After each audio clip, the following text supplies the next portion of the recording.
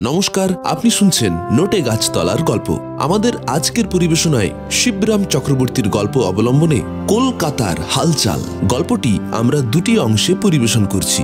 শিবরাম চক্রবর্তী বাংলা হাস্যরসাত্মক সাহিত্যে একটি অবিস্মরণীয় নাম। বাঙালি শিশু সাহিত্যিক হিসেবে সমধিক প্রসিদ্ধ হলেও টিকা টিপ্পনী ও গুরুগম্ভীর রচনাতেও তিনি ছিলেন সিদ্ধহস্ত। তাঁর সৃষ্ট হর্ষবর্ধন ও গোবর্ধন বাংলা সাহিত্যে চিরস্মরণীয় হয়ে থাকবে। আজকের গল্প পাঠে পোস্টারওয়ালার চরিত্রে কিরণ পাল, বাড়ির কেয়ারটেকারের চরিত্রে শুভজিৎ, খোকার চরিত্রে মিমি, বাস কন্ডাক্টরের চরিত্রে ছন্দক চৌধুরী, শ্রীমান গোবর্ধনের চরিত্রে উন্মেষ গাঙ্গুলি, গল্পের সূত্রধর এবং হর্ষবর্ধনের চরিত্রে আমি প্রীতম গাঙ্গুলি, গল্পের পোস্টার ডিজাইন অঞ্জন মহান্তি। শুরু হচ্ছে আজকের গল্প কলকাতার হালচাল, প্রথম পর্ব।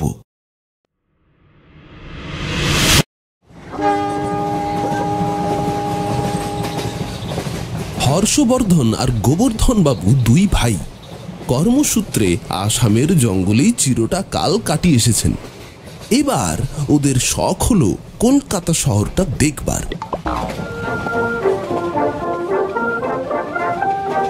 টাকা তো কামানো কম হয়নি, এবার কিছু কমানো দরকার। তাছাড়া তারা কিছু ফেরারি আসামি নন যে সারা জন্মটা আসামেই কাটাতে হবে।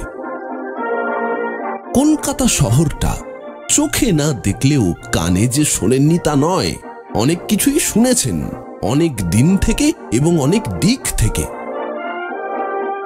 মোটর গাড়ির কথা শুনেছেন, বড় বড় বাড়ির কথা শুনেছেন, বায়োস্কোপের কথা শুনেছেন, এমনকি ছবিতে আজকাল কথা কইছে এমন কথাও ওদের কানে এসেছে। কিন্তু সবচেয়ে দুঃখের কথা এই যে কলকাতার লোকেরা নাকি তেমন মিশুকে নয়। পাশের বাড়ির খবর রাখে না, পাড়ার লোককে চিনতে পারে না, রাস্তায় বেরুলে খালি মানুষ আর মানুষ, কিন্তু আশ্চর্য এই কেউ কারোর সঙ্গে কথা কয় না, উপরন্তু গায়ে পড়ে ভাব জমাতে গেলে বিরক্ত হয়। এমনকি অচেনা কেউ যদি তোমার গায়ে এসে পড়ে, পর মুহূর্তেই দেখবে তোমার পকেট বেশ হালকা হয়ে গেছে। আলাপ না করলেও বিলাপ, কোনো দিকেই রক্ষা নেই। তাদের কলকাতা ব্রাঞ্চের কর্মচারী দীর্ঘ ছন্দে চিঠি লিখে শহরের যা হালচাল জানিয়েছে, তাতে ভয়ের কথাই বই কি। সবচেয়ে ভাবনার কথা ওই ভাব না করার কথায়। তারা দুই ভাই ভাব করতে ওস্তাদ। চেনা অচেনা অর্ধচেনার সঙ্গে আড্ডা জমাতে তাদের জোড়া নেই, এবং অনেক সময় গভীর রাত্রে অনর্গল কথা না বললে তাদের ভাত হজম হয় না। গল্প করতে তাদের এমন ভালো লাগে, সেজন্য কাজ পণ্ড করতেও তাদের দ্বিধা নেই। কথা বলবার জন্যে আহার নিদ্রা ভুলতে প্রস্তুত, অপরকে নেমন্তন্ন করে খাওয়াতে প্রস্তুত, এমনকি তার সঙ্গে ঝগড়া পর্যন্ত করতে পারওয়া নেই কো। কিন্তু কলকাতার লোকেরা মিশুকে নয়, এ খবরে তারা ভারী দমে গেছেন। কিন্তু দুই ভাই একেবারে মরিয়া হয়ে উঠেছেন। শহরটা একবার ঘুরে আসবেনি, যা থাকে কপালে। বড় ভাই বলেছেন, কোবরা, যদি কলকাতায় না দেখলাম তবে ভবে এসে করলাম কি? কেবল কাঠ কাঠ আর কাঠ। কাঠ কি সঙ্গে যাবে? কাঠের প্রতি নেহাত অবিচার হচ্ছে দেখে ছোট ভাই মৃদু আপত্তি তুলেছিল। না দাদা, কাঠ সঙ্গে ঠিক না গেলেও অন্তিমে কাজে লাগে। বড় ভাই প্রবলভাবে ঘাড় নেড়েছেন। আমি না হয় কবরেই যাব, তবু কলকাতাকে একবার দেখে নেব, না দেখে ছাড়ছি না। এরপর আর কথা চলে না, কিংবা কথা চললেও কথা বাড়ানোর চেয়ে কলকাতা বেড়ানোর ইচ্ছেটা ছোট ভাইয়ের মনে তীব্রতর ছিল বলেই এক্ষেত্রে সে চেপে যায়। অতএব একদা অতি প্রত্যুষে গৌহাটির বিখ্যাত বর্ধন অ্যান্ড বর্ধন কোম্পানির দুই বড় কর্তাকে শিয়ালদা স্টেশনে এসে অবতীর্ণ হতে দেখা গেল। কোবরা, আয় আয়।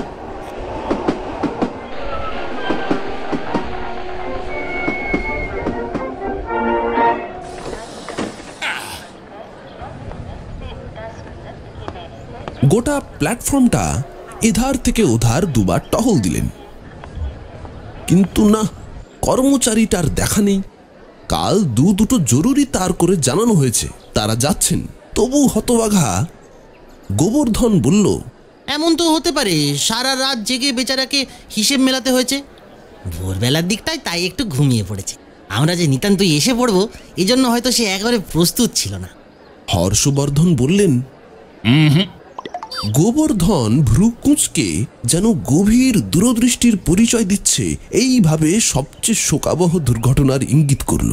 কিংবা এমনও হতে পারে যে বেটা কিছুতেই তহবিল না মেলাতে পেরে অবশেষে বাকি যা ছিল মেরে নিয়ে আমরা যখন শিয়ালদায় নামছি তখন সে হাড়ো দিয়ে ছটকে পড়েছে।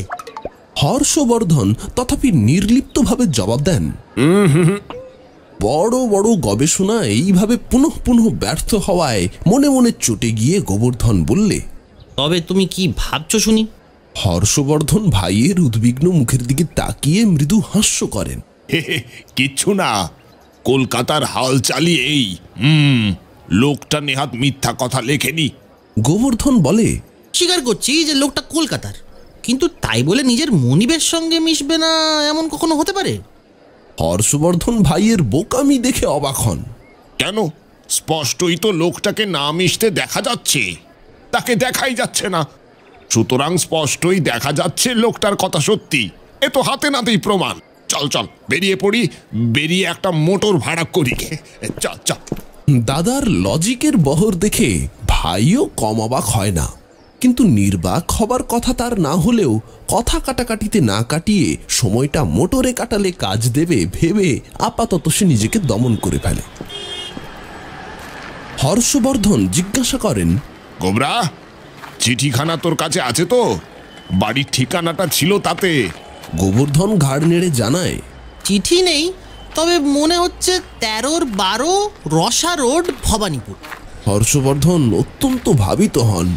কেমন বাড়ি ভাড়া করেছে কে জানে। লোকটা নিজে তো মিশুকে নয়, হয়তো এমন পাড়ায় বাড়ি দেখেছে যেখানে কথা কইতে গেলে লোকে বিগড়ে যায়, কিছু জিজ্ঞেস করলে তেড়ে মারতে আসে। কিংবা মেশবার ভয়ে তাও আসে না। গোবর্ধন সায় দেয়। সেইটাই তো আরো ভাবনার কথা রে। কিন্তু হর্ষবর্ধনের ভাবনায় বাধা পড়ে। একজন ট্যাক্সিওয়ালা গাড়ি নিয়ে এগিয়ে আসে। ট্যাক্সি চাই বাবু? হ্যাঁ, ট্যাক্সি?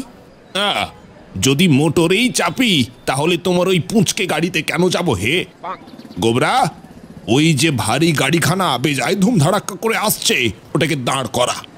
হর্ষবর্ধন এক বৃহতাকার ডবল ডেকারের দিকে অঙ্গুলি নির্দেশ করেন। বড় গাড়িতে বেশি ভাড়া লাগবে, এই তো। কলকাতায় ফুর্তি করতে আসা, টাকার মায়া করলে চলবে কেন? চল গোবরা। শীতের প্রত্যুষে জনবিরল পথে যাত্রীহীন বাসখানা যেন অনিচ্ছা সত্ত্বেও ছুটছিল। গোবর্ধনের সংকেত মাত্র খাড়া হলো।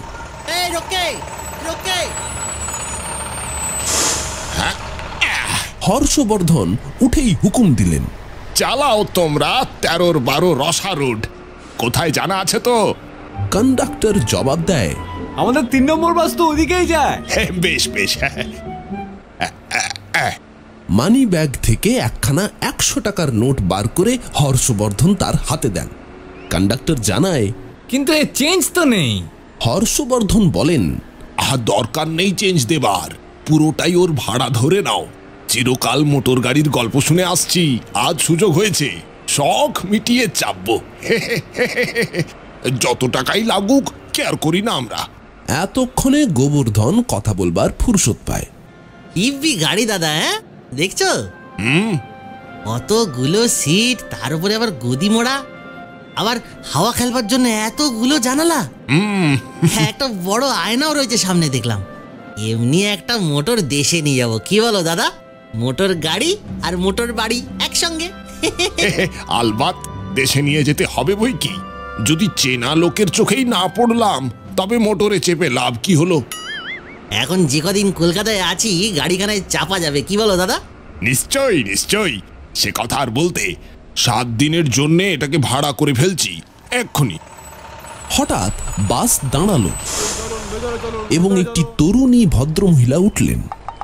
হর্ষবর্ধন একবার তাকিয়ে দেখলেন, তারপর ফিসফিস করে গোবর্ধনকে বললেন, গোবরা, উঠছে উঠুক, কিছু বলিস নে। মেয়েটা যদি খানিকটা মোটরের হাওয়া খেতে চায় খাক না, ক্ষতি কি? জায়গা তো যথেষ্টই আছে। তরুণীটি একটি সিকি বের করে কন্ডাক্টরের হাতে দিতে গেল। এই পয়সা কিসের? হর্ষবর্ধন বাধা দিলেন। কেন? খিদিরপুরের ভাড়া। আপনার সিকি আপনি নিজের কাছে রেখে দিন, ওটি আমরা হতে দিচ্ছি না। আপনি আমাদের গাড়িতে উঠেছেন, আমাদের সৌভাগ্য, সেজন্য কোনো পয়সা নিতে আমরা অক্ষম। বলে হর্ষবর্ধন গম্ভীরভাবে গোঁফে একবার চাড়ন দিয়ে দিলেন। মেয়েটির বিস্ময় কমতে না কমতেই আবার বাস দাঁড়ালো এবং একজন বৃদ্ধ ব্যক্তি উঠলেন।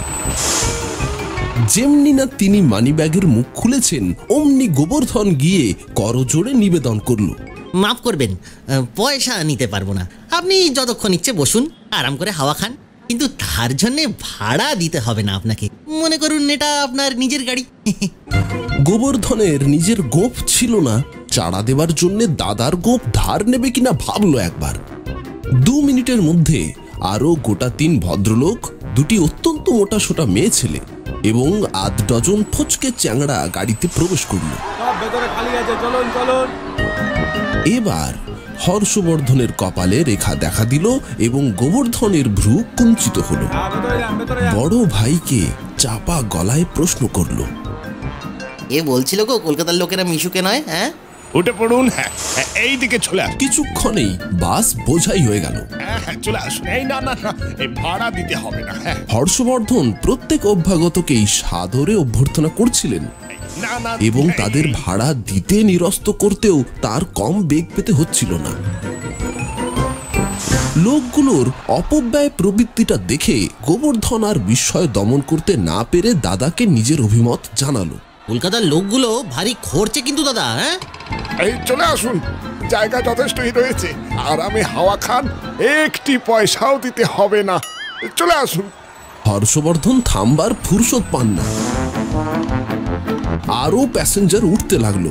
বাসের 2 ধারের সিট ভর্তি হয়ে গেল, এমনকি মাঝামাঝি 2 থাক লোক গাদাগাদি করে দাঁড়িয়ে গেল। দরজা ফুটবোর্ড পর্যন্ত ভর্তি হবার দাখিল। অবশেষে একজন চীনা ম্যান ভিড় ঠেলে ঢুকে পড়তেই গোবর্ধন সবিস্ময়ে চেঁচিয়ে উঠেছে, দাদা হ্যাঁ, দেখো, কি দেখো, এক চীনা ম্যান। সে কি?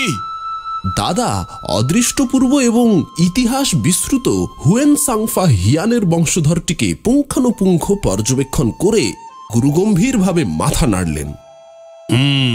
ওদের দাড়ি হয় না বটে। হ্যাঁ দাদা, কামাবার হাঙ্গামা নেই, ওরাই এই জগতে সত্যিকারের সুখী। গোবর্ধন যোগ করে দেয়। এমন সময় কন্ডাক্টর জানালো যে রসা রোড এসে পড়েছে। এই কোবরা, দেখি দেখি। 2 ভাই ব্যস্ত হয়ে ঠেলে ঠুলে কোনো রকমে নেমে পড়লেন। নাম্বার আগে ঘোষণা করলেন, ওহে, যতক্ষণ এরা চাপতে চান চাপুন, হ্যাঁ, যেখানে এরা যেতে চান নিয়ে যাও এদের। আরো যা টাকা লাগে আমাদের ঠিকানা এসে নিয়ে যেও। 13-12 রসা রোড, বুঝলে? আর আপনারা বন্ধুগণ বিদায়। আরামে ঘুরুন সারাদিন, যত খুশি, যতক্ষণ খুশি, কারুর একটি পয়সা লাগবে না। গোবরা চলে। বাস থেকে নেমেই গোবর্ধন প্রশ্ন করল, কলকাতার হালচাল কিরকম বুঝলে দাদা? কে বলে কলকাতার লোক মিশুকে নয়? একেবারে মিথ্যা কথা, বাজে কথা, ভুয়ো কথা। মেশামেশির ধাক্কায় আমার দম আটকে যাওয়ার জোগাড় হয়েছিল শেষকালে একটা চীনা ম্যান পর্যন্ত। আর কিছুক্ষণ থাকলে হয়তো সাহেব শুভরাও এসে উঠতো, এমনকি মেমরাও। বাপ রে বাপ, এরকম গায়ে পড়া মিশুকে লোক আমি আর দুনিয়ায় দেখিনি। কিন্তু একটা সর্বনাশ হয়েছে রে। কি হলো? পকেট বেড়েছে নাকি? গোবর্ধন ব্যস্ত হয়ে ওঠে। আমাদের ঠিকানাটা দিয়ে ফেলেছি না ওদের, ভারী মুশকিল করেছি। খপ করে বাড়ি ঢুকেই খিল এঁটে দিতে হবে। আর যদি সম্ভব হয় বাড়ির 4 ধারে কাঁটা তারের বেড়া দিয়ে দেওয়া ভালো, তাতে অনেকটা নিরাপদ। কলকাতার লোকেরা যেরকম মিশুকে দেখছি, বাড়ি চড়াও হয়ে আমাদের সঙ্গে খেতে শুতে না চেয়ে বসে। কি জানি। নে চ।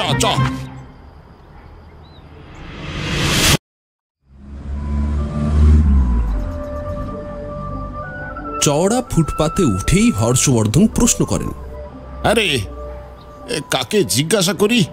এইমাত্র তিনি গোবর্ধনকে যে দারুণ দুর্ভাবনা ব্যক্ত করেছেন তার চেয়েও গুরুতর ভাবনা তার কাঁধে ভর করে।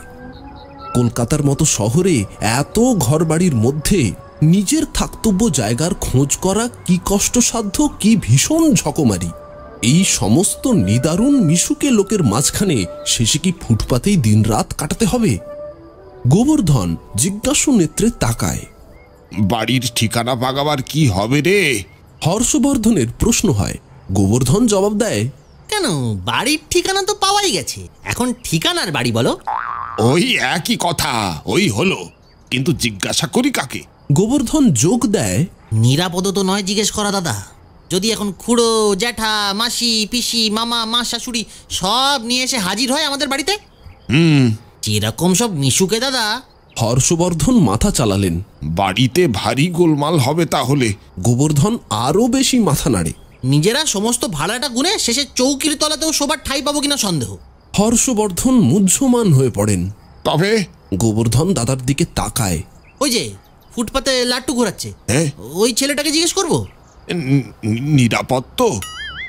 না হয় যত রাজ্যের ছেলে ওর বন্ধুদের সব জুটি আনবে, এই তো, তা আনুগ্গে। ছেলেরা বাড়ির মধ্যে থাকতে খুব কমই ভালোবাসে, একবার বাইরে ছাড়া পেলে হয়। তারপর গড়ের মাঠ বলে কি একটা দেদার ফাঁকা জায়গা আছে না কলকাতায়, তুমিই তো বলছিলে গো। হ্যাঁ, সনাতন খুড়োর কাছে শুনেছিলাম বটে, কিন্তু কোন দিকে জানি নে তো। সেটা জেনে নিয়ে একটা কোনো খেলার ছুতো করে ছেলেদের সব ভুলিয়ে ভালিয়ে নিয়ে গিয়ে গড়ের মাঠের মধ্যে ছেড়ে দিয়ে এলেই হবে। হর্ষবর্ধন স্বস্তির নিঃশ্বাস ফেলে আশ্বাস দেন। তবে ওকেই বল তাহলে। দুজনে মিলে লাট্টু নিরত খোকার দিকে অগ্রসর হন। গোবর্ধনই সাহস সঞ্চয় করে। ও হে খোকা, শোনো তো এদিকে।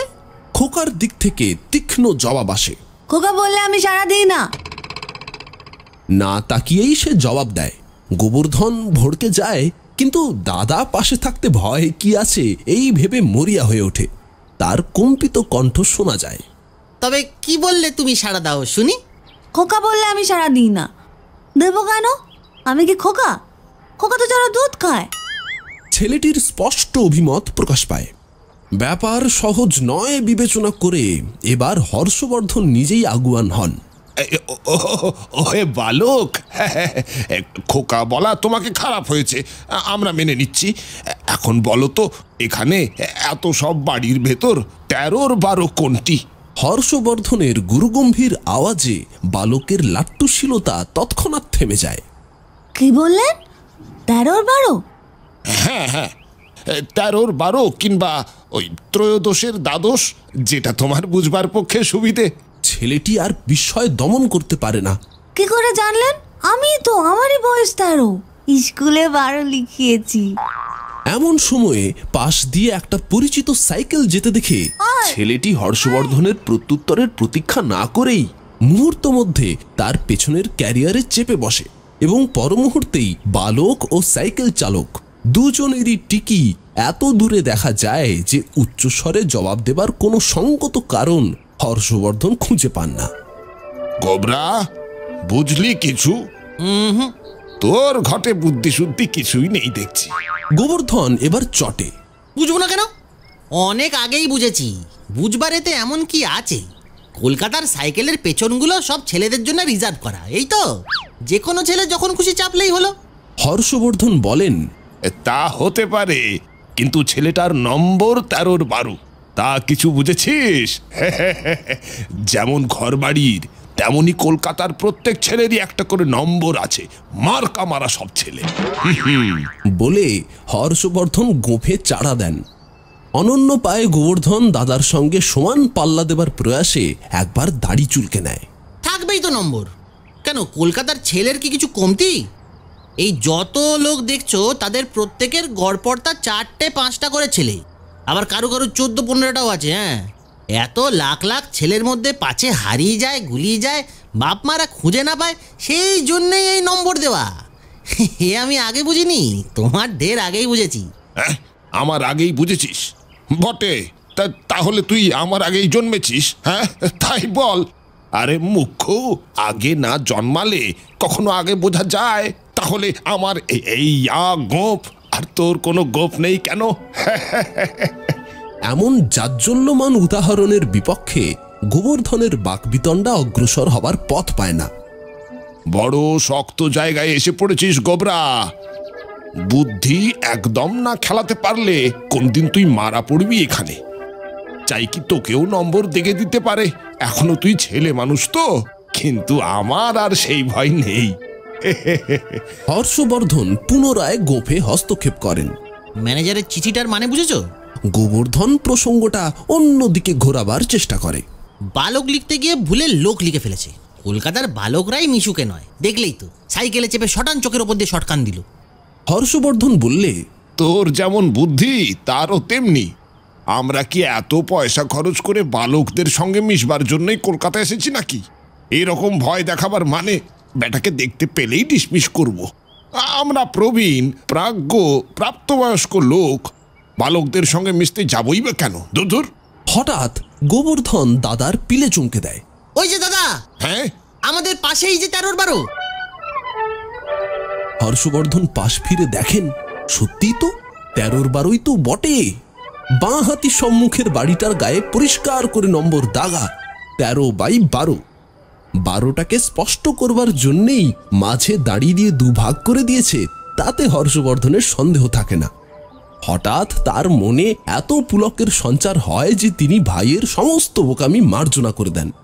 বুদ্ধিহীনতা যতই থাক, দৃষ্টিক্ষীণতা নেই গোবরার। ও বাবা, এ যে প্রকাণ্ড বাড়ি, দুজনে মিলে এতগুলো ঘরে শোবই বা কি করে? আজ এ ঘরে কাল ও ঘরে, এই করলেই হবে। গোবরা যেন সমস্যার সমাধান করে। সব ঘরগুলোকেই চাকতে হবে তো একে একে। তুমি একটাই শোবো, আমি একটাই শোবো। সেটি হচ্ছে না। হর্ষবর্ধন প্রবল প্রতিবাদ করে। আমার ভূতের ভয় করবে তাহলে? তোকে আমার কাছে কাছে থাকতে হবে। এত বড় বাড়িতে রাত্রে একলা থাকা আমার কম্য না। দুঃসাহসী গোবর্ধন দাদার দুর্বলতার সুযোগে একটু মৃদু হাস্য করে নেয়। বেশ বেশ, তোমার কাছেই থাকবো আমি, কিন্তু তুমি আমায় যখন তখন বোকা বলতে পারবে না, তা বলে দিচ্ছি। দূর, তুই বোকা হতে যাবি কেন? আমার ভাই কখনো বোকা হয়? হর্ষবর্ধন ভাইয়ের পিঠ চাপড়ে দেন। ছেলেটা যেমন খোকা নয়, তুইও তেমন বোকা নয়। দাদার বিরাট পৃষ্ঠপোষকতায় পড়তে পড়তে টাল সামলে নেয় গোবর্ধন। হ্যাঁ, মনে থাকে যেন। ফের আমাকে বলেছো কি আমি অন্য করে গিয়ে শুয়েছি? কি ছাতেই শুয়ে থাকবো গিয়ে, দেখো। হর্ষবর্ধনের কণ্ঠ করুণ হয়। এই গোবরা, বিদেশ বিভুঁইয়ে এসে এমন করিস নে গোবরা। ভূতের তাড়ায় কোন দিন হয়তো জানলা টপকে রাস্তাতেই লাফিয়ে পড়তে হবে আমায়। বিদেশে এসে বেঘরে প্রাণটা যাবে তাহলে। আচ্ছা, এই কথা রইল, তুই যদি 1 গুণ বোকা হোস, আমি 100 গুণ বোকা, তাহলে হবে তো? না, তুমি হলে 1000 গুণ। গোবরা গম্ভীরভাবে বলে। বেশ, তাই। হর্ষবর্ধনের মুখ ম্লান হয়ে আসে। দাদার ম্রিয়মানতায় গোবর্ধন দুঃখ পায়। আমি হলে তবে তো তুমি হবে। আমি 1 গুণও না, তুমি 1000 গুণও না। চল চল গোবরা, চল। মিনিটের মধ্যে মিটমাট হয়ে যায় দুই ভাইয়ের। অতঃপর দুই ভাই দরজার সম্মুখে সমাগত হন। দরজায় প্রকাণ্ড ভারী তালা লাগানো। এত কষ্ট করে কলকাতায় এসে গৃহদ্বারে যে এভাবে অভ্যর্থনা লাভ করবেন, হর্ষবর্ধন এমন আশঙ্কা কোনোদিন করেননি। ঘরে না ঢুকতে দোর গোড়াতেই এই তালাক, এ কি! তিনি ভারী মুষড়ে পড়লেন। গোবরা বলে, ভেঙে ফেলবো? কি বলো দাদা? যখন ভাড়া দেব তখন তো আমাদেরই বাড়ি এখন। হর্ষবর্ধন বলেন, ভেঙে ফেলবি? চৌকিদার কিছু বলবে না তো? গোবরা জবাব দেয়, কলকাতায় আবার চৌকিদার আছে নাকি? তবু একবার সতর্ক দৃষ্টিতে চারিদিকে তাকিয়ে নেয়। 3 তলা বাড়ির যদি ভাড়া গুনতে পারি, তাহলে সামান্য 1 তালা ভাঙার দাম দিতে পারি না নাকি? হর্ষবর্ধন হুকুম দিয়ে দেন, তবে ভেঙেই ফেল।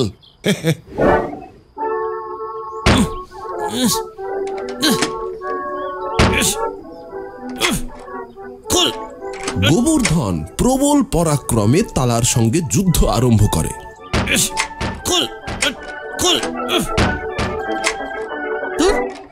কিন্তু অল্পক্ষণেই তার বোধগম্য হয়, অসামান্য তালাকে সামান্য জ্ঞান করা তার অন্যায় হয়েছে।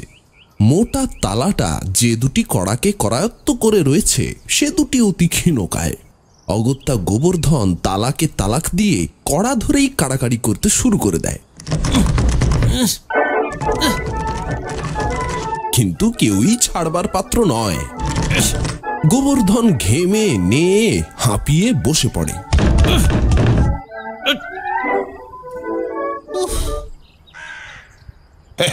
কই দেখি। হর্ষবর্ধন এবার দরজার উপর নিজেই পদাঘাত আরম্ভ করেন।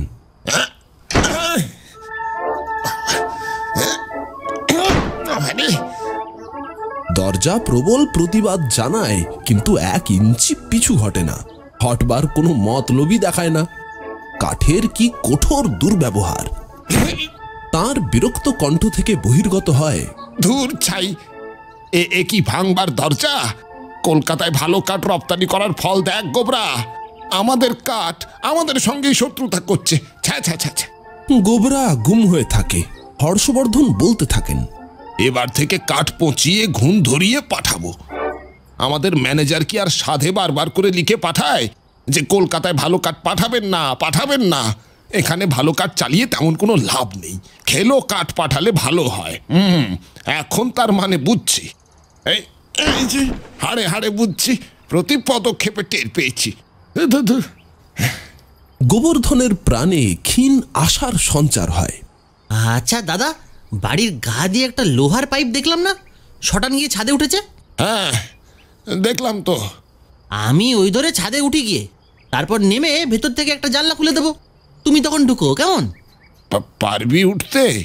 তাল গাছে ওঠা আমার অভ্যাস, নারকেল গাছে উঠেছি, খেজুর গাছেই কেবল উঠিনি কখনো। খেজুর কাউকে গায়ে পড়তে দেয় না তো, গায়ে যা কাঁটা। তখন 2 ভাই বাড়ির পাশে এসে দাঁড়ান। হর্ষবর্ধন পাইপের গতিবিধি পুঙ্খানুপুঙ্খ পর্যবেক্ষণ করেন। হ্যাঁ, ছাদ পর্যন্তই গেছে বটে, কিন্তু পাইপ বেয়ে ওঠা কি সোজা রে? এবার পারবি তো? গোবর্ধন বলে, ওঠার যে নামাই সুবিধে বোধ হয়, সরসরিয়ে নেমে পড়লেই হলো। হর্ষবর্ধন ঘাড় নাড়েন। তা বটে, কিন্তু না উঠলে নামবি কি করে?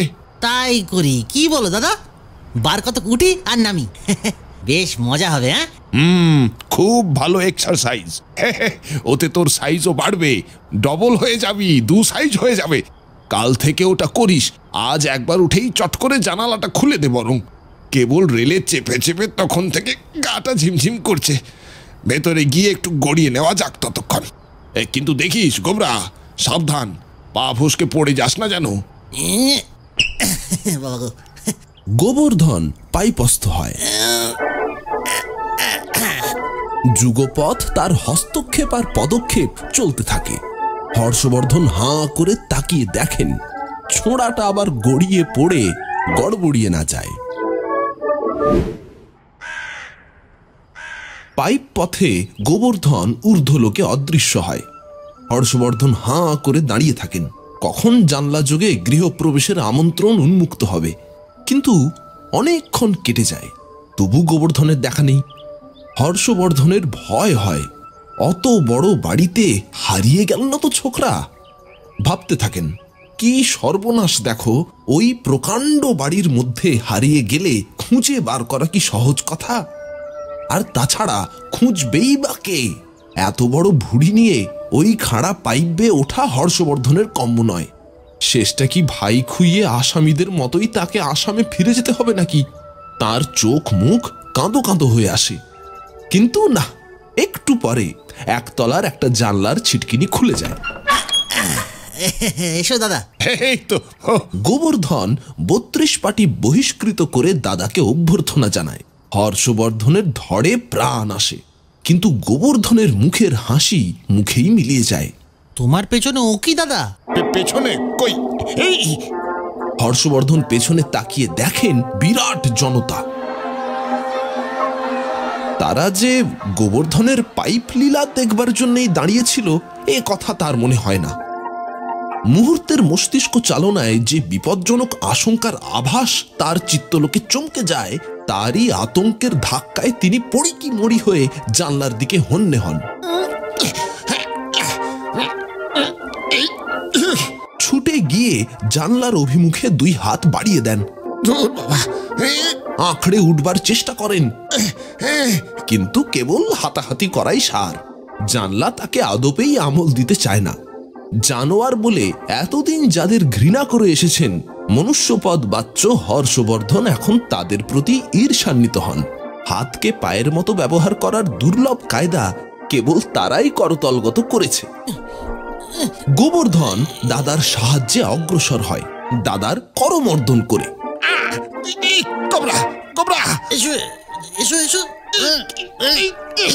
গোবর্ধনের চেষ্টা থাকে দাদাকে টেনে তুলতে, দাদারও চেষ্টা থাকে ঠেলে উঠতে, কিন্তু পৃথিবীর দুশ্চেষ্টা থাকে হর্ষবর্ধনকে ধরাশায়ী করবার। গোবর্ধন এবং মাধ্যাকর্ষণের ভেতর তুমুল পাল্লা চলে। হর্ষবর্ধন বেচারার প্রাণান্ত হয়। তিনি বাঁচলেও তার ভুঁড়ি বোধ হয় বাঁচে না এ যাত্রা আর। এরকম অবস্থায় মরিয়া হয়ে উঠতে মানুষের কতক্ষণ। জলে পড়লে হর্ষবর্ধন যেমন কুটোকে অবলম্বন করতে দ্বিধা করতেন না, স্থলে পড়ায় এখন তেমনি গোবর্ধনকে কুটো জ্ঞান করে ঝুলে পড়লেন। গোবর্ধন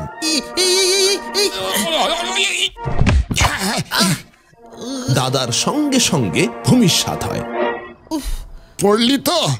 এই ভয় করছিলাম আমি, গায়ে যদি হতভাগার একটুখানিও জোর থাকে। গোবর্ধন সংকুচিত হয়ে যায়।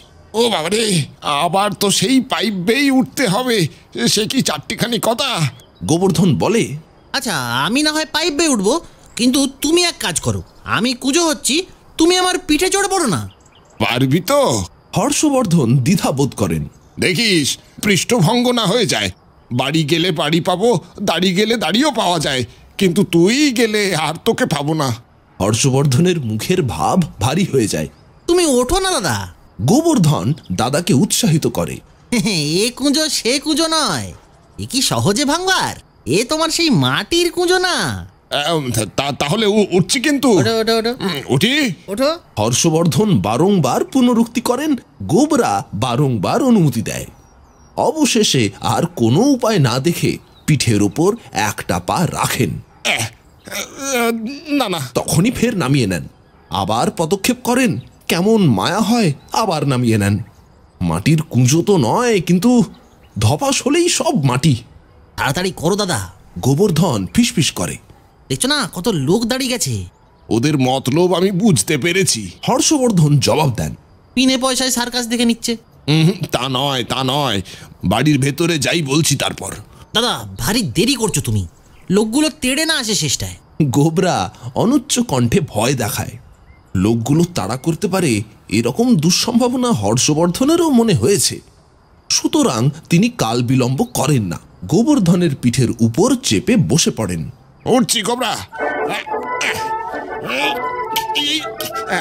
তারপর আর দাঁড়াতে বড় দেরি হয় না, জানালাও সহজে তার নাগালে পান। এই তো। হর্ষবর্ধন ভারে গোবর্ধন যেন আরো ঝুঁকে পড়ে, কিন্তু সঙ্গে সঙ্গেই রুখে উঠবার তরফে তার চেষ্টা থাকায় কোনো রকমে ভারসাম্য হয়ে যায়। জানালার অন্তরালে দাদার মহাপ্রস্থানের পথে গোবর্ধন একটা ঝুজুল্যমান ঠ্যাং ধরে ফেলে। কি কইছে? হর্ষবর্ধন ঠ্যাং নিয়েই ওঠেন, মানে অগত্যা তাকে উঠতে হয়। তখন আর অন্য উপায় কি, গোবরাও সঙ্গে সঙ্গে উঠে যায় অবলীলাক্রমে।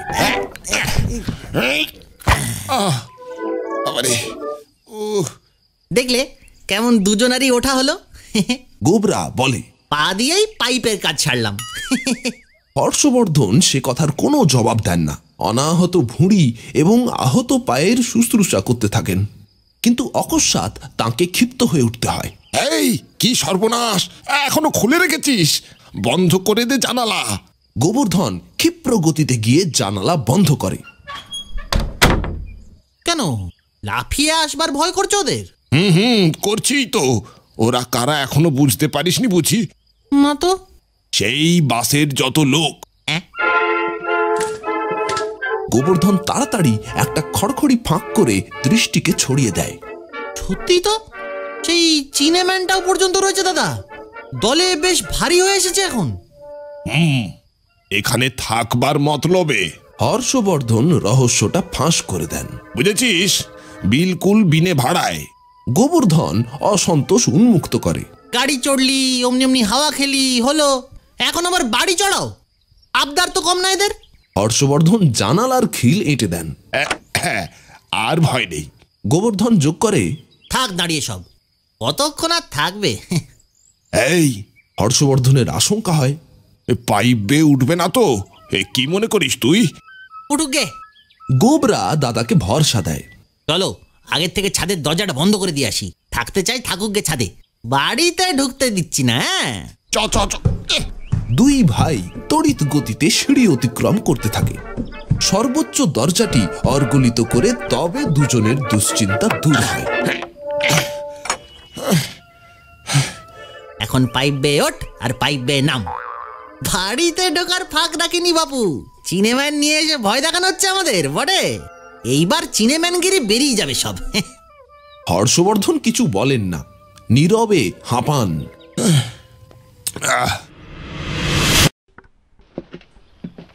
অনন্তর দুই ভাই বিভিন্ন ঘর পরিদর্শনে বহির্গত হন। প্রত্যেক কামরাতেই খাট, পালঙ্ক, দেরাজ, ডেস্ক, আয়না ও আলমারি, নানা প্যাটার্নের টেবিল, চেয়ার ইত্যাদি নানান ফার্নিচারে ছড়াছড়ি। গোবরা, আমাদের দামি দামি কাঠ কিনে এনে ভেঙে চুরে টেরা ব্যাকা করে কি সব করেছে দেখেছিস? হর্ষবর্ধন ভাইয়ের অভিমত জানতে চান। গোবর্ধন ঠোঁট বাঁকায়। কাঠের শ্রাদ্ধ কেবল। সোজাসুজি চৌকি করলি, টুল করলি, চারকোনা টেবিল করলি, ফুরিয়ে গেল। কাঠ নিয়ে এত মারপ্যাচ কেন রে বাবু? দরকার তো শোবার, বসবার, আর কখনো কদাচ দু এক কলম লিখবার। কাজ চলে গেলেই হলো। হ্যাঁ, কাজ চলা নিয়ে কথা। কিন্তু এই গোবরা, কিন্তু এসব কি রে? অকস্মাৎ যেন তার পিলে চমকে যায়। কাঠগুলোর কি সর্বনাশ করেছে রে গোবরা? এই দেখ, একটা গোল টেবিল, মোটে 3খানা পা। গোবরা বিরক্তি প্রকাশ করে। 3 পায়ে তো তাও পদে আছে।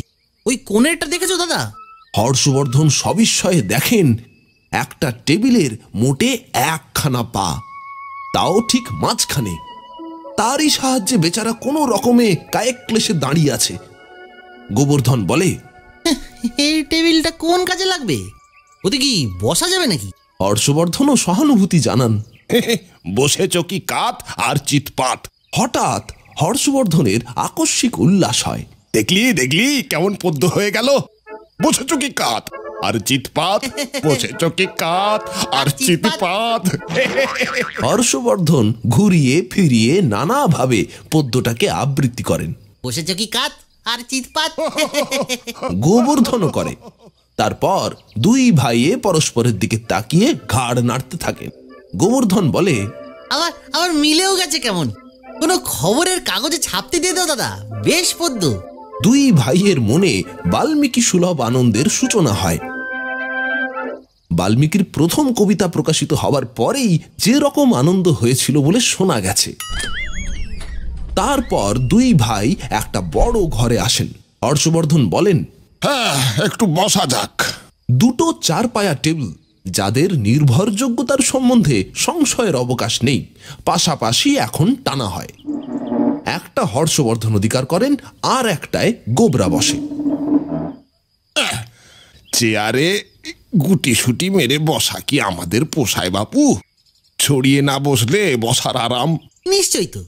এমন আসনে বসতে হবে যে যখন খুশি ইচ্ছে হলে শুয়েও পড়া যায়। আসনের সঙ্গে বিলাস বেসন। খাবার দরকারের মতো ঘুমোনোর দরকারটাও তো মানুষের প্রতি মুহূর্তে। গোবরা, ওই গদি আটা কিম্ভূত কিমার চেয়ার দুটো নিয়ে আয় তো, পা রাখার অসুবিধা হচ্ছে। পা রাখবার সুবিধার জন্য চেয়ার আসে। দুই ভাই গ্যাঁট হয়ে থাকেন। সামনের প্রকাণ্ড আয়নায় হর্ষবর্ধনের প্রতিচ্ছায়া পড়ে। আয়নার ভেতরের আর বাহিরের হর্ষবর্ধন পরস্পরের প্রতি তাকায় আর নিজের নিজের গোঁফে চাড়া দেয়। গোবর্ধন দাদাদের কাণ্ড দেখে। অদূর দেশ থেকে জুতোর আওয়াজ আসে। হর্ষবর্ধন অর্থপূর্ণ ইঙ্গিত করেন। গোবরা, তারাই, বুঝতে পেরেছিস? থালা ভেঙে ঢুকেছে তাহলে কি হবে এখন? হর্ষবর্ধন হাল ছেড়ে দেন। কি আর হবে, থাকতে দিতে হবে। তোদের কলকাতার যেমন হালচাল তাই হবে। গোবর্ধন প্রতিবাদ করে। আমাদের কলকাতা? এমন কথাও বলো না। আসামের খাসা জঙ্গল থাকতে এমন জায়গায় আবার আসে মানুষ? গোবর্ধন যেন প্রায়শ্চিত্ত করতে প্রস্তুত হয়। গোবরা দরজার ফাঁক দিয়ে সন্তর্পণে মুখ বাড়িয়ে দেখে আগন্তুক মোটে একটি লোক এবং একমাত্র। তার সাহস হয়, আঁক ছাড়ে। এ লোকটা চমকে যায়, পালাবে কি দাঁড়াবে ইতস্তত করে, বিড়বিড় করে কি যে বলে কিছুই বোঝা যায় না। হর্ষবর্ধন সম্মুখীন হন। অমন হাঁ করে আমাদের দেখবার কি আছে, আর ভয় পাবারই বা কি আছে?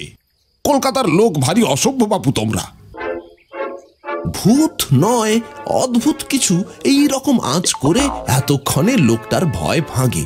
তার কম্পিত অভ্যন্তর থেকে অস্ফুট ধ্বনি বিনির্গত হয়। কে আপনারা? আমাদের পরিচয়টা দিয়ে দাও তো দাদা। বর্ধন কোম্পানির বড় কর্তা আর ছোট কর্তা আমি শ্রী হর্ষবর্ধন আর ও গোবরা। হ্যাঁ, শ্রীযুক্ত গোবর্ধন। এখন বলো তো বাপু, তুমি কে? কড়িকাঠ থেকে নেমেছো বলেই মনে হচ্ছে যেন। ভূত প্রেত নাও তো? ভদ্রলোক আমতা আমতা করে। না, আমি কর্মচারী। আমতা করে বটে, কিন্তু হাওড়া হয়ে যাওয়ার কোনো লক্ষণ দেখায় না। হ্যাঁ, কর্মচারী? হর্ষবর্ধন লাফিয়ে ওঠেন। এই যে বলি বাপু, এতক্ষণ কোথায় থাকা হয়েছিল তোমার? শিয়ালদয় সকালে যাওনি কেন? মনিব আমি আর আমার সঙ্গেই মিশতে চাও না? এত দূর তোমার আস্পর্ধা, তারপরে তুমি নাকি তহবিল মেরে সটকেছো। হ্যাঁ, আমরা যখন শিয়ালদায় নেমেছি তখন হাওড়া দিয়ে সটকানো হয়েছে। গোবর্ধনেরও রোগ চেপে যায়। যাও, তোমাকে ডিসমিস করলুম। হর্ষবর্ধন হুকুম পাস করেন। তহবিল যা তো মেরেছো তা তো মেরেছো, তার ফেরত চাই না। টাকা ওড়াবার জন্যই আমাদের কলকাতায় আসা, ওটা এখানকার বাজে খরচের মধ্যেই ধরে রাখলুম। যাও। হ্যাঁ, মেরে থাকো, ভালোই করেছো, কিন্তু জবাব হয়ে গেল তোমার, ব্যাস খতম। গোবর্ধনও রায় দিয়ে দেয়। এতক্ষণে লোকটা কথা বলবার ফাঁক পায়। আগে আপনারা ভুল করছেন, আমি আপনাদের লোক নই, আমি এই বাড়ির মালিকের কর্মচারী। কি? হর্ষবর্ধন হতভম্ব হয়ে যান। উনি ছাড়াও পৃথিবীতে আরো লোক কর্মচারী রাখে, এও কি সম্ভব? কিন্তু ক্রমশ এ কথাটা তার বিশ্বাস হতে থাকে। তিনি নিজেকে সামলে নেন।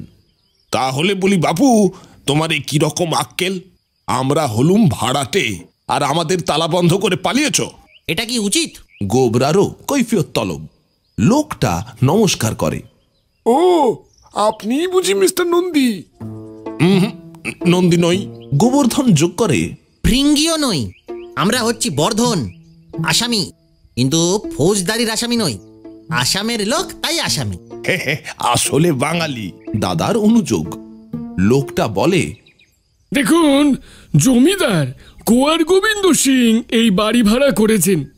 আপনি তারই ম্যানেজার মিস্টার নন্দী তো? কিংবা আপনি বাবু গোয়ার গোবিন্দ সিং কিনা?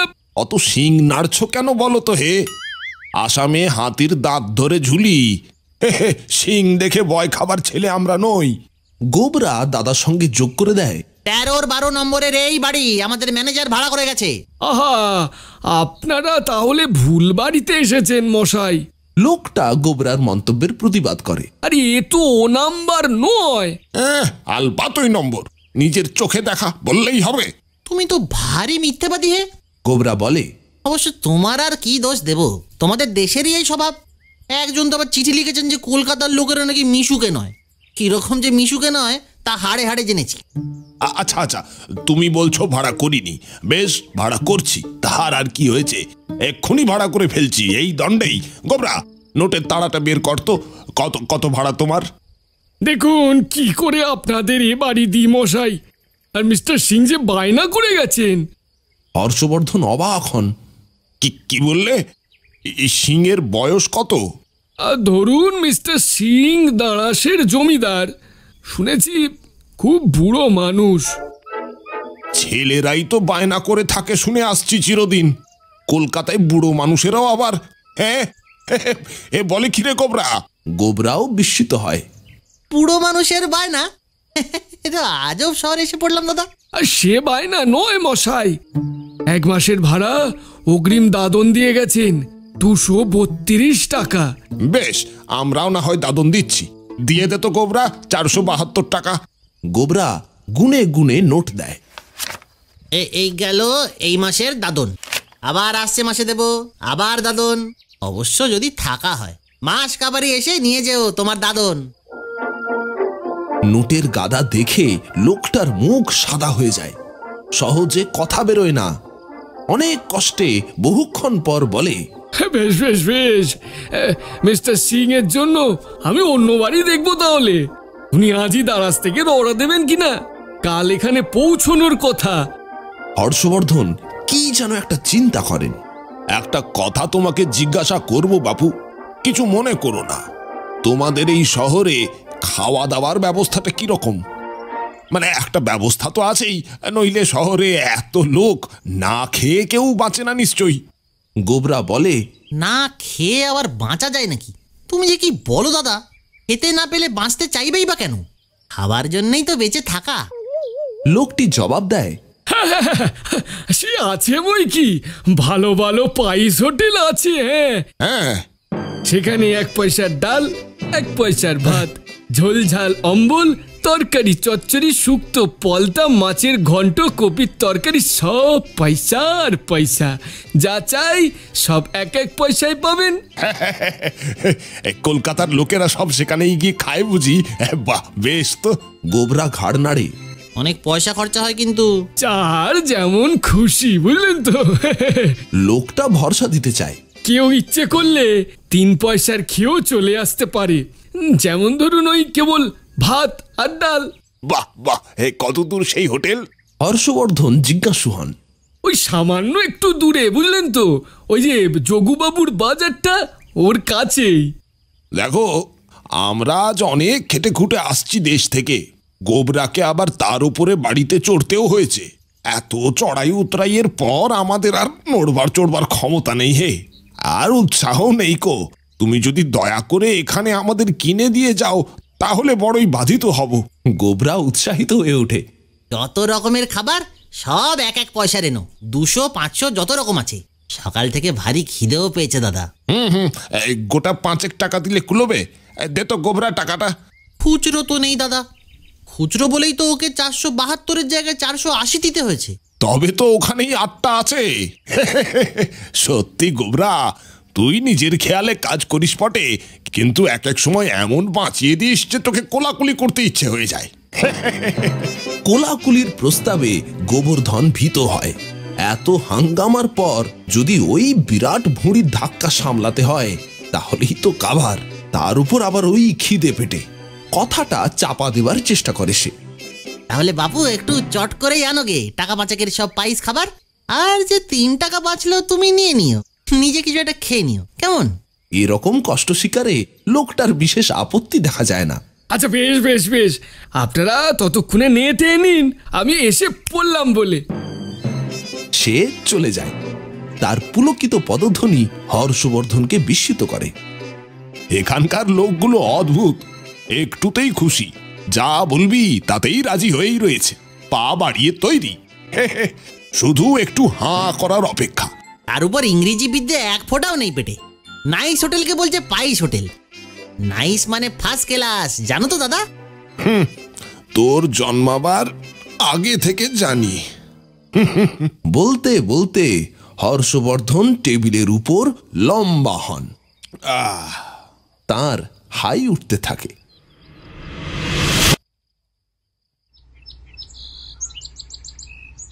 সেদিন বিকালের কাহিনী। 2 ভাই গভীর পরামর্শে বসেছেন।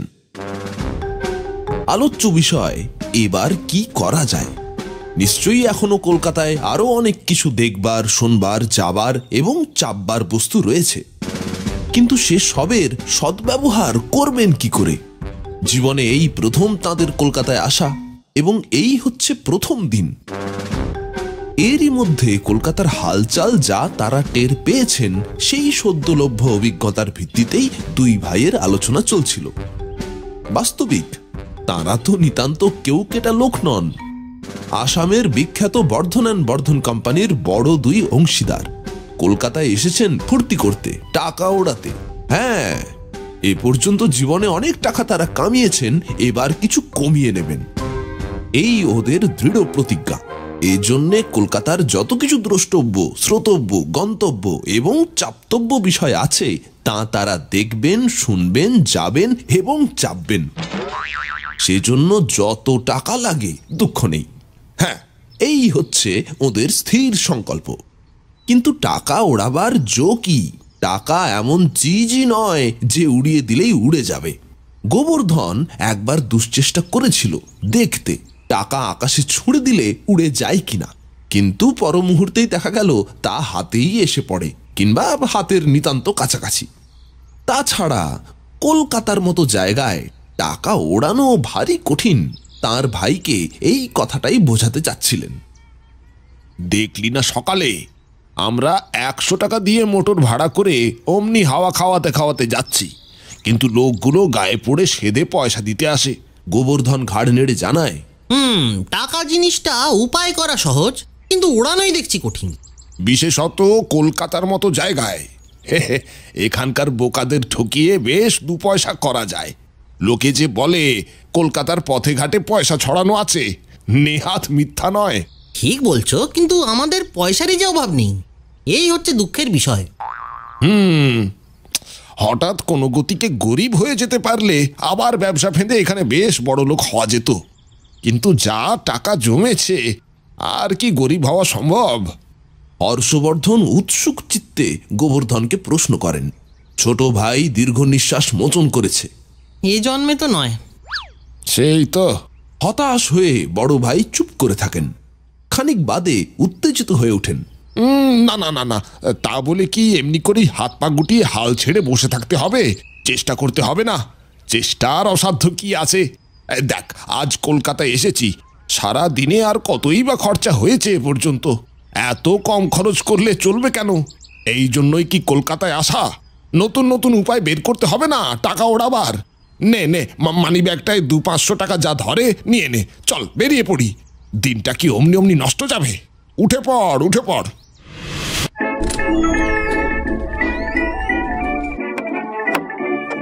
হর্ষবর্ধন বাবু ভ্রাতা এবং মানিব্যাগ সমবিব্যাহারে বেরিয়ে পড়লেন। অদ্ভুত জায়গায় এসে পড়া গেছে। টাকা খরচ করবার একটা পন্থা নেই গো। টাকা ওড়াবার নিত্য নতুন ফন্দি বাতলাতে পারে এমন একজন লোক ভয়ানক বেশি মাইনে দিয়ে রাখতেও তিনি প্রস্তুত। এই মুহূর্তেই 1000, 2000 যা বেতন চায় নিক না। রাস্তায় বেরিয়ে দেখলেন একজন লোক মুইয়ে উঠে তাদের বাড়ির দেওয়ালে প্রকাণ্ড বড় একটা ছবি সাঁটছে। ছবিটা হনুমানের। না না, ঠিক হনুমানের নয়। দুই ভাই ভালো করে নিরীক্ষণ করলেন। ছবিটা একটা অতিকায় জাম্বুবানের। বড় বড় অক্ষরে ছবির বিস্তৃত পরিচয় দেওয়া আছে। ছবির মাথায় নিচে জাম্বুবানের বগলের মধ্যে কিং কং, অত্যন্ত চমকপ্রদ রোমাঞ্চকর চিত্র রাউনক মহলে। যা বলেছ, এটি যে চমকদার জাম্বুবান সে বিষয়ে ভুল নেই। গোবর্ধন সায় দেয়। খুব রোমাঞ্চকর আবার, কি বলো দাদা? হর্ষবর্ধন লোকটিকে ডাকেন। ওহে ব্যক্তি, শোনো শোনো। মই আর ময়দার বালতি হাতে লোকটি এগিয়ে আসে। বেশ ছবিটি তোমার, ভারী খুশি হলাম। একটা আমাদের বাড়ির ভেতর গিয়ে লাগিয়ে দাওগে। লোকটি জানায় এ সব বায়োস্কোপের পোস্টার।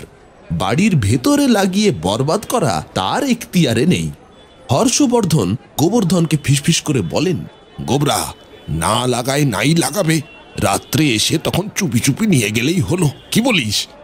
বেশ ছবিখানা, কত বড় হাঁ করেছে দেখ।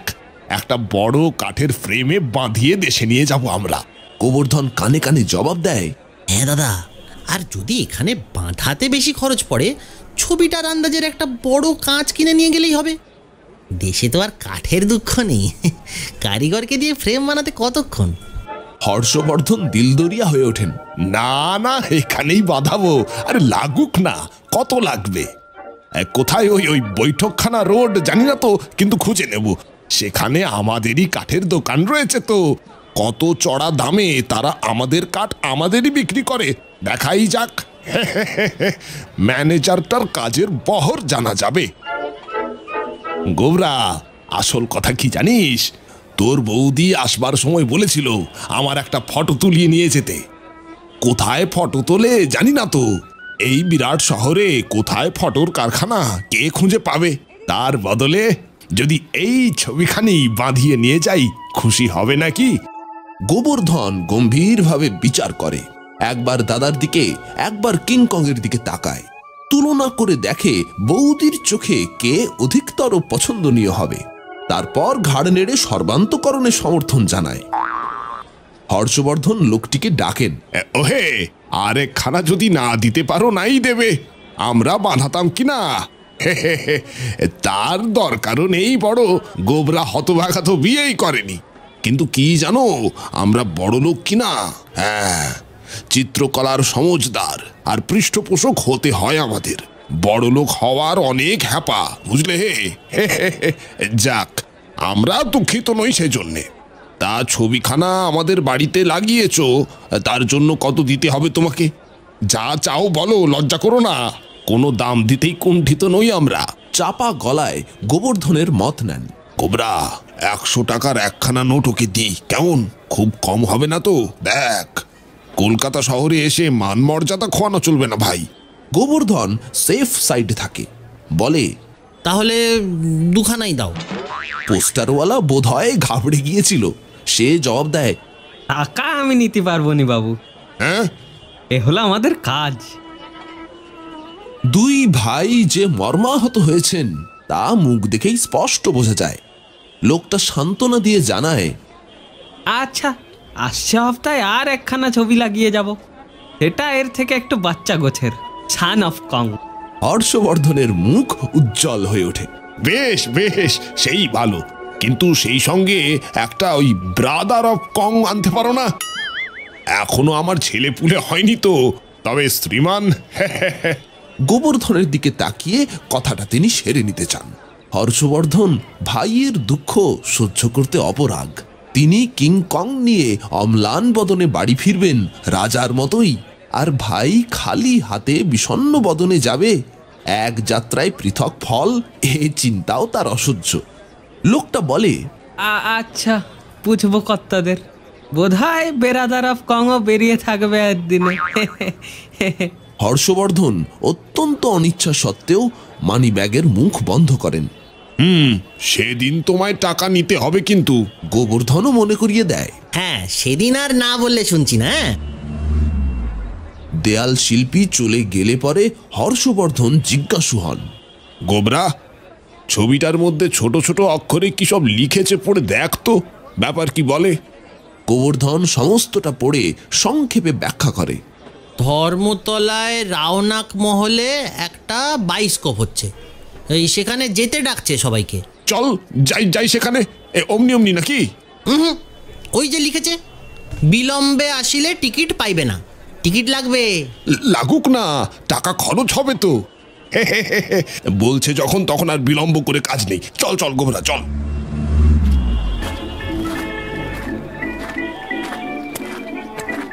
হনুমানের ভাই জাম্বুবান, রামায়ণে পড়িনি দাদা? তারই সব কীর্তিকলাপ, বুঝেছো? অনেকক্ষণ সংস্কৃত ছবি, নাম দেখে বুঝতে পারছিস না? ওইসব অং বং কিং কং তত কিং, এই সবই হচ্ছে সংস্কৃত। গোবর্ধন উৎসাহিত হয়ে ওঠে। রামায়ণ দেখতে আমার খুব ভালো লাগে দাদা, সেই যে 3 বছর আগে দেখেছিলাম, মনে নেই তোমার? কিন্তু এ তো রাম যাত্রা নয়, এ হলো গিয়ে রাম বাইস্কোপ। তার চেয়ে ঢের ভালো নিশ্চয়। হ্যাঁ, মনে আছে বই কি, সে ছিল হনুমানের লঙ্কা কাণ্ড, আর এ বোধ হয় জাম্বুবানের কিষ্কিন্ধা কাণ্ড টাণ্ড হবে। ধর্মতলাটা কোন দিকে রে? জিজ্ঞাসা কর না কাউকে। জিজ্ঞাসা করে কি হবে, ভাবে পাড়াগে। তার চেয়ে একবারে মোটরে চেপে বসা যাক। গোবর্ধনের মোটর চাপবার শখ কম নয়। সকালে তো একটা একতলা মোটরে চেপেছিলাম, এবেলা কত দোতলা মোটর ছুটোছুটি করছে, দেখো না দাদা। ডাকবো একটাকে? মোটরে হুশ করে নিয়ে চলে যায়, শহর দেখা হয় না। যদি কলকাতায় না দেখলাম তো কলকাতায় এসে করলাম কি? ওরে, এ বেলা 2 তলা মোটর বেরিয়েছে, কাল সকালে দেখবি 3 তলা, কাল বিকালে দেখবি 4 তলা। কত কি দেখবি? 2-3 থাক না, আস্তে আস্তে বেরুবে সব। ভাড়াও হবে তেমনি, ডবল, 3 গুণ 4 গুণ। তা 40 কেন, 100 টাকা হোক না, আমরা বাপু কিছুতেই পিছপা নই। সগর্বে পদক্ষেপ করতে করতে হর্ষবর্ধন অগ্রসর হলেন। অগত্যা ব্রাদার অফ হর্ষবর্ধনকেও মোটর না চাপতে পারার দুঃখ হজম করে দাদার অনুসরণ করতে হলো। চলতে চলতে হর্ষবর্ধনের দৈবাত কিসে যেন পা পড়ল। তিনি সহসা পিছলে দাদা 200 হাত দূরে গিয়ে দাঁড়ালেন। পিছলে সাধারণত লোকে পড়েই যায়, কিন্তু তিনি অবলীলাক্রমে দাঁড়িয়ে গেলেন। অকস্মাৎ তীর বেগে অগ্রসর হওয়ার সময় ধারণা হয়েছিল হয়তো কোনো অকস্মাৎ দুর্ঘটনা ঘটেছে, কিন্তু অবশেষে যখন দণ্ডায়মান অবস্থাতেই রইলেন তখন তার মনে হলো এ তো বেশ মজাই। নিঃশব্দ চলমান দাদার সমকক্ষতা বজায় রাখতে গোবর্ধনকে সশব্দে দৌড়তে হলো। হর্ষবর্ধন পায়ের তলায় তাকিয়ে দেখেন এই দুর্নিবার গতিবেগের মূলে সামান্য একটা কলার খোসা। এরই পিঠে চেপে তিনি এক মুহূর্তে এতখানি পথ অনায়াসে উতরে এসেছেন। কলকাতায় কলার খোসাও কি একটা চলতি ব্যাপার? তাহলে যানবাহনের একজন রীতিমতন চাপতব্যই। হর্ষবর্ধন গোবর্ধনকে গতির রহস্যটা বুঝিয়ে দেন। ও হো, এতক্ষণ লক্ষ্য করিনি চারিদিকেই কলার খোসা ছড়ানো রয়েছে যে। এগুলো কেন ছড়িয়েছে জানিস? চলবার সুবিধের জন্যে। দেখলি না, না হেঁটে, না দৌড়ে, না লাফিয়ে 200 হাত এগিয়ে এলাম। এক লহমায় 200 হাত আনাগোনা, কম কথা নয় নেহাত। গোবর্ধন মাথা নেড়ে বলেছে, যা বলেছ, যারা মোটরে যেতে পারে না তাদের জন্যই রেখেছে বোধহয়। মোটরের মতনই বেগে যায়, অথচ ভাড়া নেই 1 পয়সাও। কলকাতার হালচালই অদ্ভুত। আমার ভারী চমৎকার লেগেছে। এখন থেকে আমি কলার খোসা চেপেই বেড়াবো, কি বলিস? কেন অনর্থক হেঁটে মরি, দেরিও হয় তাতে। না না, পড়ে যেতে পারো দৈবাত। ধুর পাগল, আমি পড়ি কখনো? কখনো পড়তে দেখেছিস আমায় কোনো জন্মে? আমি তা বলে অত দৌড়তে পারবো না তোমার সঙ্গে। সেই কথা বল। এসপ্ল্যানেডের মোড়ে এসে হর্ষবর্ধন কিংকর্তব্য বিমূঢ় হয়ে পড়েন। গোবরা, এবার কোন দিকে যাব? চারিদিকেই তো রাস্তা। 5 দিকে। গোবর্ধন সংশোধন করে দেয়। সামনেই একটা কমলা লেবুর খোসা পড়েছিল। এবার একটু রকম ফের করা যাক, এইটাই চেপে যাই খানিক বলে যেমন না খোসারোহণ করতে যাবেন, অমনি তিনি চিৎপটাং তৎক্ষণাৎ উঠে পড়ে হর্ষবর্ধন অপ্রতিভ হয়ে চারিদিকে তাকিয়ে গায়ের ধুলো ঝাড়তে থাকেন, যেন আসলে তিনি পড়েননি। এমনি ভাবে পাশের একজনকে প্রশ্ন করেন, এই জায়গাটার নাম কি মশাই? লোকটা এক কথায় জবাব দেয়, ধরমতলা। জানতা নেই? ধরমতলা? তাই বল। না পড়ে উপায় আছে? ঠিকই হয়েছে তবে। গোবর্ধনের কৌতূহল হয়, দাদার সিদ্ধান্তের কারণ জিজ্ঞাসা করে। কি বলছে? ওরে গোবরা রে, সবাই এখানে ধরাম করে পড়ে যায়, তাই জায়গাটির নাম ধরামতলা হয়েছে, বুঝছিস না? পড়তেই হবে যে এখানে। উফ, আর কদ্দূর বাপু তোমার জাম্বুবানের বাইস্কোপ? হেঁটে হেঁটে পায়ের সুতো ছিঁড়ে গেল। হর্ষবর্ধন বিষণ্ণভাবে ঘাড় নাড়েন। আবার এদিকে খোসায় চাপাও তো নিরাপদ নয় কো। এখানে এত ভিড় কিসের দাদা? আরে গোবরা, এই যে রৌনকমহল দেখছিস না, লেখাই রয়েছে। ওই যে সেই ছবিখানা রে, এখানে দেখছি একটা বড় সাইজের রংচঙে সেটেছে। গোবর্ধন এবার সাহসী হয়ে একজনকে প্রশ্ন করে বসে, ওই ঘুলগুলিটার কাছে এত ভিড় কেন মশাই? হ্যাঁ, এক্ষুনি টিকিট কাটা শুরু হবে কিনা? উত্তর দেয় লোকটা। ক টাকার টিকিট কাটবে দাদা? গোবর্ধন দাদাকে প্রশ্ন করে। একেবারে সবচেয়ে সামনের সিটে। হ্যাঁ, তা যত টাকাই লাগুক। হর্ষবর্ধন বিজ্ঞের মতো মুখভঙ্গি করেন। বুঝলি গোবরা, সেবার সনাতন খুড়ো কলকাতা থেকে দেশে ফিরলো, তার কাছ থেকে সব আমার জানা। খুড়ো বলে কিনা ঠ্যাটরের সবচেয়ে আগের সিটের দাম সবচেয়ে বেশি, 5 টাকা করে। এই ঠ্যাটর কি বুঝেছিস? না তো। ঠ্যাটর হচ্ছে থিয়েটার। খুড়ো কি মূর্খ দেখ, তবে খুড়োরই বা দোষ দেবো কি? ইংরাজি উচ্চারণ করা কি সহজ রে দাদা? গোবর্ধন আবার সেই লোকটিকে প্রশ্ন করে, মশাই সব থেকে সামনের টিকিট কোথায় দিচ্ছে? দেখছো না? ওই তো। ভিড়ের দিকে অঙ্গুলি নির্দেশ করে বলে, ওই তো পোর্টলাচার টিকিট ঘর, ওই তো।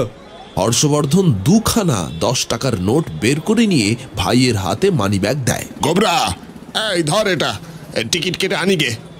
থিয়েটারের 5 টাকা হলে বায়োস্কোপের না হয় 10 টাকাই হোক, এর বেশি আর কি হবে। কিন্তু ভিড়ের মধ্যে সেঁধুবো যে, উপায় কি? সবচেয়ে দামি সিটের জন্য সবচেয়ে বেশি ভিড় হবে, জানা কথা। গোবর্ধন বলে, কলকাতার লোকের টাকার অভাব নেই তো। নোট দুখানা দাঁতে চেপে 2 হাতে ভিড় ঠেলে হর্ষবর্ধন ভিড়ের মধ্যে প্রবেশ করলেন। কই দেখি, এই এই দেখি দেখি দেখি। পর মুহূর্তেই টিকিট ঘরের ঘুলঘুলি খুলে গেল, আর খোলা মাত্রই তুমুল কাণ্ড। কথা নেই, বার্তা নেই, জমাট জনতা সহসা বিক্ষুব্ধ সমুদ্রের মতো উত্তাল হয়ে উঠল। চারিদিকে যেন প্রলয় নাচন শুরু হয়ে গেল। হঠাৎ হর্ষবর্ধন দেখেন তার মাথার উপরে জনা 2 লোক সাঁতার কাটছে, এবং তাদেরই একজন ডুবন্ত লোক যেমন করে কুটোকে আশ্রয় করে তেমনি করে তার চুলের মুঠি আঁকড়ে ধরেছে। গতিক সুবিধের নয় দেখে হর্ষবর্ধন নোট দুখানা মুখের মধ্যে পুরলেন। কি জানি চুল ছেড়ে যদি নোট চেপে ধরে। সেই দারুণ ধস্তাধস্তির মধ্যে হর্ষবর্ধন একবার ডুব সাঁতার দিতে চেষ্টা করলেন। অবশেষে 4 বার ঘুরপাক খেয়ে নিজের বিনা চেষ্টায় ছিটকে বেরিয়ে এলেন। তখন তার খেয়াল হলো নোট দুখানা গোলমালে গিলে ফেলেছেন কখন। দেখেছিস গোবরা, জামার দশা। ফর্দা, আরো 2খানা নোট দে তো, 2খানা হজম হয়ে গেছে। গোবরা পকেটে হাত দিয়ে অকস্মাৎ অত্যন্ত গম্ভীর হয়ে যায়। সেখানে মানি ব্যাগের অস্তিত্ব অনুভব করতে পারে না। এই দুর্যোগে বা সুযোগে কে পকেট মেরে সরে পড়েছে, কিন্তু তার বিস্ময়ে তার বিক্ষোভকে ছাপিয়ে ওঠে। কি তোমার কাপড় কি হলো দাদা? কি হলো মানে কি? এই তাই তো, কার কাপড় পরে আছেন হর্ষবর্ধন? তার ছিল লাল পেড়ে ধূপদুরস্ত ধুতি, আর এ কার আধময়লা ফুলপাড় কাপড়। কখন বদলে গেছে কে জানে। আজ আর টিকিট কেটে কাজ নেই দাদা, কাপড় বদলেছে এই যথেষ্ট। এবার যদি চেহারা বদলে যায়। ভাবনার কথা বটে। হর্ষবর্ধন বলেন, তবে চল বাড়ি ফিরি। কি আর করব, বেশি খরচা করা গেল না আজ। সারা দিনে আর কটা টাকাই বা ওড়াতে পেরেছি হজমের এই 20 টাকা ধরে। গোবর্ধন যেতে যেতে হঠাৎ দেখে রাস্তার কোণে আরো একটা কার মানি ব্যাগ পড়ে আছে। দাদার অলক্ষ্যে সেটা কুড়িয়ে নিয়ে পকেটে পড়ে। ব্যাগটা বেশ ভারী, নোটে টাকায় নিশ্চয়ই অনেক কিছু। যাক, ভগবান বাঁচিয়ে দিয়েছেন, নইলে দাদার বুকুনি ছিল। মনে মনে সে হিসেব করে, 500 যদি গিয়েই থাকে তবে 700 নির্ঘাত ফিরে এসেছে। টাকা কড়ি কলকাতার পথে ঘাটে ছড়ানো থাকে, বলে যে তা মিথ্যে নয়, সত্যিই এসব কথা। গোবর্ধন কলকাতার প্রতি কৃতজ্ঞচিত্ত হয়। বাড়ি ফিরে হর্ষবর্ধন চায়, গোবরা দে তো ব্যাগটা। প্রসন্ন মুখে গোবর্ধন জবাব দেয়, সেটা খোয়া গেছে দাদা, তবে আরেকটা কুড়ি পেয়েছি, অনেক টাকা আছে তাতে। এই দেখছো কেমন পেট মোটা ব্যাগ? কি ব্যাগের আবার হাত পা কেন? কলকাতার হালচালই অদ্ভুত, হাত পাওয়ালা মানি ব্যাগ নাকি? হ্যাঁ, কিন্তু মুখটা খুলছে না কেন? উমা, এই যে দেখছি মোটর চাপা পড়া চ্যাপটা একটা কোলা ব্যাং।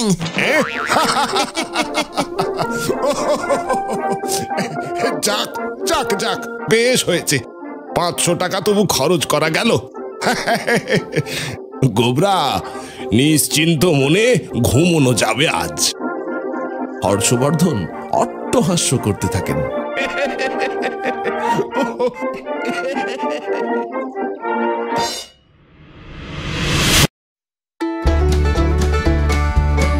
নোটে গাছতলার গল্পে আজ শুনছিলেন শিবরাম চক্রবর্তীর গল্প কলকাতার হালচাল, প্রথম পর্ব। দ্বিতীয় পর্ব আসছে খুব শিগগির। হর্ষবর্ধন গোবর্ধন 2 ভাই কলকাতা শহরে আরো কত কাণ্ডে জড়িয়ে পড়ে, খুব শিগগির আসছে গল্পের দ্বিতীয় পর্বে। কেমন লাগলো আজকের পর্ব অবশ্যই আমাদের জানান নিচের কমেন্ট বক্সে। ভিডিওটিতে লাইক দিতে ভুলবেন না এবং শেয়ার করে নিন আপনার বন্ধু বান্ধবদের সঙ্গে, এবং তৈরি থাকুন কলকাতার হালচাল দ্বিতীয় পর্বের জন্য। গল্পের ধ্বনি পরিকল্পনা, সম্পাদনা এবং সমগ্র পরিচালনা আমি প্রীতম গাঙ্গুলি। শ্রোতা বন্ধুদের জানাই অসংখ্য ধন্যবাদ। খুব ভালো থাকবেন, হাসতে থাকবেন, শুনতে থাকুন নোটে গাছতলার গল্প, মজার একমাত্র ঠিকানা।